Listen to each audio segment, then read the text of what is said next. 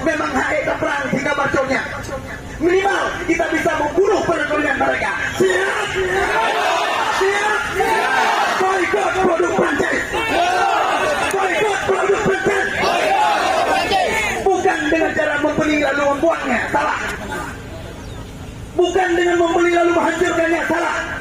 Jangan dibeli. Wahai pengusaha, wahai pemilik toko, mulai sekarang jangan engkau datangkan produk-produk Prancis dan Kroasia. Yang pegang masalah, pegang kau pengusaha toko, belajar oleh produk-produk Prancis dan Kroasia. Bila sudah ada, jangan dibeli. Boykot produk Prancis. Boykot produk Prancis. Ingat, kita tidak punya senjata untuk menyerang mereka ke sana, tapi kita punya doa, kita punya usaha. Hanya cuma membaca herdaimu, sudah sayang kepada Allah, sayang kepada Rasulullah, tapi kita ketika berjuang seperti ini, jadilah kita burung-burung pipit yang ikut memadamkan api pada saat api sedang membakar tubuh Nabiullah Ibrahim. Maka untuk menambah semangat pada hari ini, kami mohon kepada Tunku Azharga untuk memberikan sedikit orasi dalam durasi 5 menit. Berangkat saudara. Allahu Akbar. Alhamdulillah.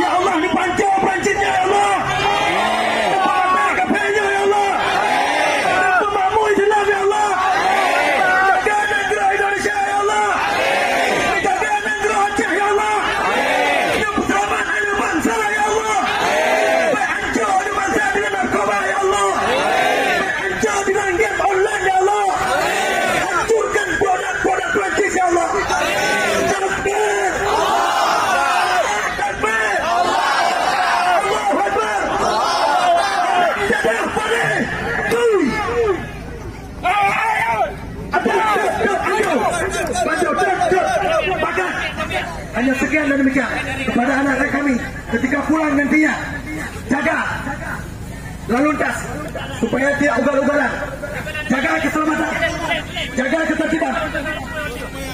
Duduk.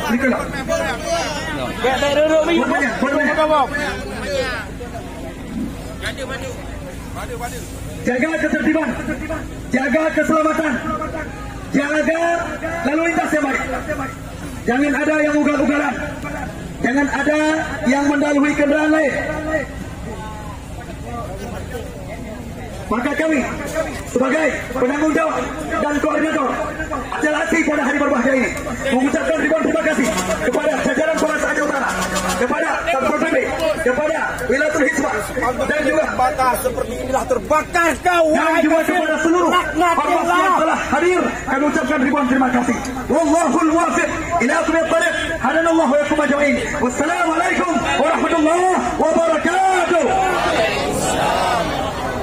Menginformasikan kepada seluruh santri yang nak motor lang motor taqaddamu bil jihad al-jihad fi amalillah Allahu rabbuna Allahu yansurna ya abdana jinsina ashihi